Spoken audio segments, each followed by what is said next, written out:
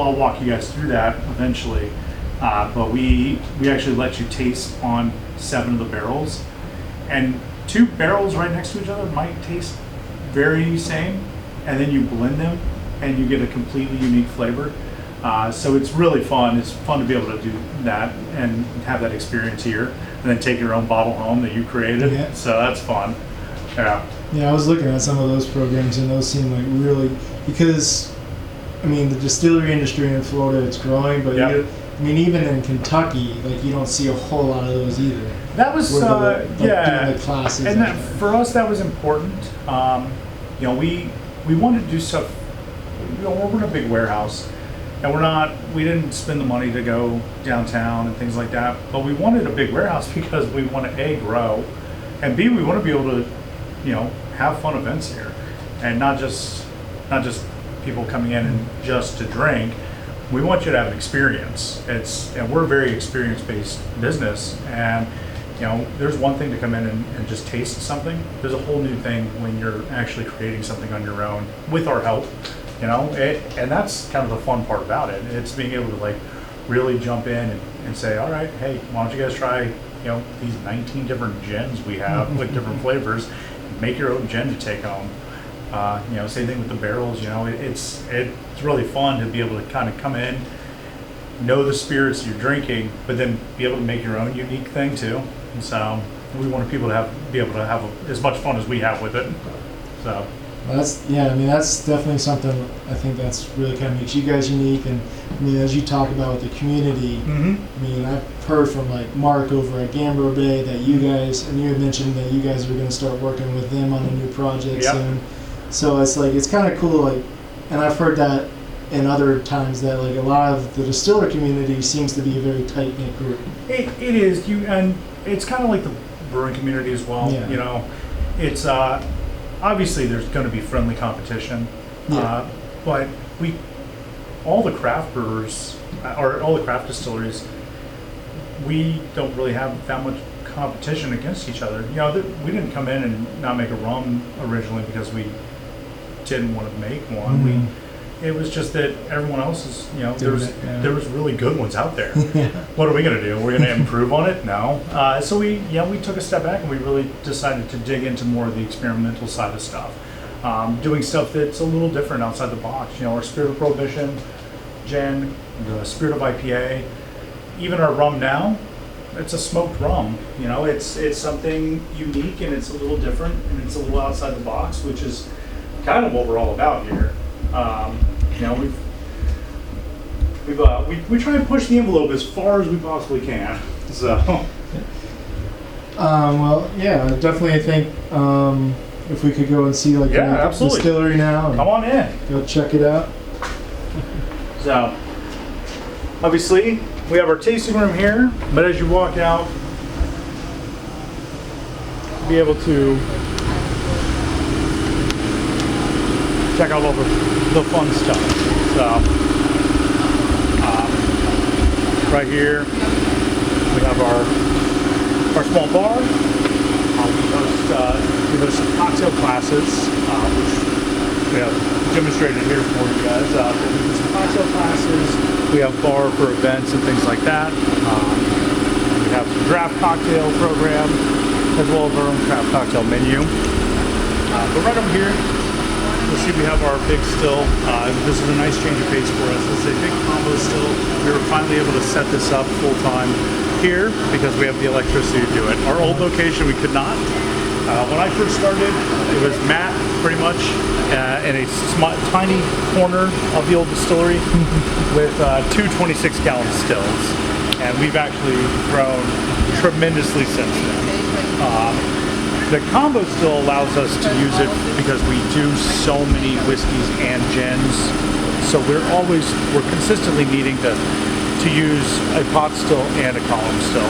So a combo still like this actually helps us do both. The pot still on the side is for any of your spirits that you're looking to maintain flavor. So for instance, our rum, we want to make sure the sugar content stays. For the whiskeys, if we're doing a bourbon, we want to make sure our corn is there. If we're doing a rye, we want to make sure the rye flavor comes through. On the other side, though, is our column still, which we want absolutely no flavor, no color, no odor at all. We want it straight spirit. And it comes out at about 195 proof, and man, it is good at 10 o'clock in the morning. Right here, we are a grain to glass distillery, so we cook all of our grains right here in our mash tun. Like I said before, we do, our rye and our bourbon, so we have our mashes for both those. We also have some experimental mashes, which we use in we have a small mash tun that we cook those to just do small pilot batches. But then once we figure out the right formula, right into the big guy it goes. This is a really fun thing. We actually owe a lot to Travis over at Cricket Thumb, because when we first started, we couldn't set our mash tun. Again, no electricity and no space, so it just sat idly in the back. So Travis was very kind to take our recipes, actually cook our grains for us. Just again, back to that sense of community. It's a beer guy helping a distiller, and that's what it's all about, this community is. So, after we're done cooking our grains, it takes about 4 to 5 hours. We actually use our fermentation tanks here. We have some stuff going right now. We got some whiskey, some bourbon. It smells good. Yeah, smells like cereal. Yeah. I love it. So, well, we do open fermentation here. We let natural yeasts in that are going to help kickstart the process. With the distillery, I mean, the natural yeast isn't going to, it'll help affect flavor a little bit, give it some kind of wild flavors that are unique to our own stuff, and the flavors will change periodically depending on environmental, the environment, temperature, things like that. But then we actually have to use some distiller's yeast and stuff like that to bring the ABV up high enough. So this probably would get it to, if we just left it open, that 4 to 5 range. We needed a lot closer to 18. 18 or higher would be great, because when you're distilling, you're not making alcohol, you're converting alcohol. So that's very important that we get that ABV up high enough. Otherwise, we would have no product at the end. For instance, our IPA, the Spirit of IPA, it starts at around 7%. Not as high as we like it, but then so it takes 105 gallons of the IPA to make 5 gallons of the whiskey. Yeah, so definitely a process. Right over here, the guys kind of working in their units. We have 6 26-gallon stills set up. These 2 over here are technically, these 3 over here are set up for whiskeys, and then the last 3 are typically for gin.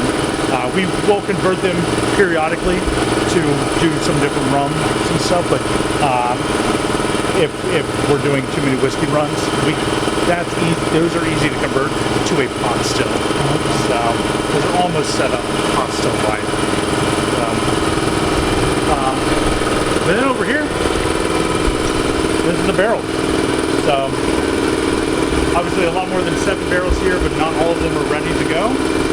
The 7 barrels that we have going are very unique. Each one individually is going to be a little different. So it's our typical mash bill A on most of them, but different ages, different woods, or different oaks. We also have some rye at the bottom. And then these 2 are really fun. Back to that barrel aging, secondary barrel aging. These were our barrels they were our barrels originally. We sent to Cricket Thumb. Cricket Thumb filled them with their beer, emptied that, sent them back to us, and then we refilled them with more bourbon. So with 5308 over there was an Imperial Stout, and then the 3006 was our that was apricot vice, and that thing tastes like peaches and cream. It is delightful. Right there, you see all that fun stuff. Those are actually macerations of gins that we're doing. So those gin macerations, much like our Spirit of Prohibition, were kind of that was like the starting point for what we want to do as our gin experience here. And the gin experience is kind of a play off the bathtub gins. of old times, but we kind of reinvented that. So we take our base gin, which is our Demeter gin, and then we over macerate one botanical in each of these. So you get a very, very strong flavor. And we have everything from hibiscus to jalapenos. We've got some working over there in bitter orange, blood orange, or bitter lemon. Seth and I are trying to procure some different flavors to make it more seasonal as well, to get some different flavors in there. But this is a really fun experience, especially if you like gin. We're big gin people. We love gin. Gin is so undervalued, and not a lot of gin drinkers get fun experiences to go with. So this program is actually going to go hand in hand with a new program that we're going to be installing, which is going to be our flight school. Our flight school will be where you come in, you are able to purchase 4 different flight, or a flight of 4 spirits. You can do the whiskey flight, which will be 4 whiskeys. You can either do it off the barrel or one of our traditionals. And then the other one will be our gin and tonic flight, which you'll be able to get 4 different styles of gin, 4 different tonics, and be able to mix and match those to give you a fun gin and tonic experience. So. Yeah, that sounds like a really cool program that you guys. Yeah, that's what we're all about. I mean, it's when you have a fun space like this, you want people to come out and have a good time. Part of that, I mean, spirits are there for drinking. So we're finding unique ways to drink our spirits. So you guys have like any events planned coming up? We do. So next weekend we have the Voodoo Barbecue Fest. Yeah, and that's with our friend Eric, Voodoo Chef. He's an amazing dude. We're very excited. It's going to be a ton of barbecue guys out here. I'm stoked about it because I'm going to eat my face off while trying to also